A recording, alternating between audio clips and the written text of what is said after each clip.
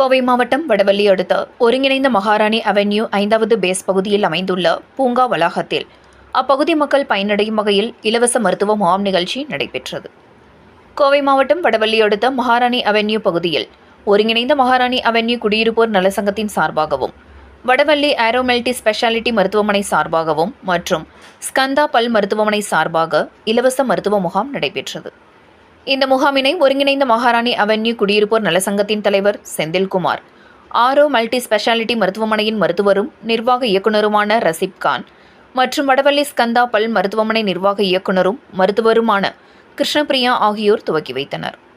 இந்த முகாமில் அப்பகுதியைச் சேர்ந்த பொதுமக்களுக்கு எடை, உயரம், இரத்த அழுத்த பரிசோதனைகள், சர்க்கரை அளவு பரிசோதனைகள், கொழுப்பு பரிசோதனைகள், நுரையீரல் செயல்பாட்டு பரிசோதனைகள், செவித்திறன் குறைபாடு பரிசோதனைகள், எலும்பு அடர்த்தியான பரிசோதனைகள், பிசியோதெரபி பரிசோதனைகள், மூட்டுவலி பரிசோதனைகள் மற்றும் பற்கள் சம்பந்தப்பட்ட பரிசோதனைகள் என்று பல்வேறு பரிசோதனைகள் பொதுமக்களுக்கு இலவசமாக பரிசோதனைகள் செய்யப்பட்டு அதற்கான ஆலோசனைகள் வழங்கப்பட்டது.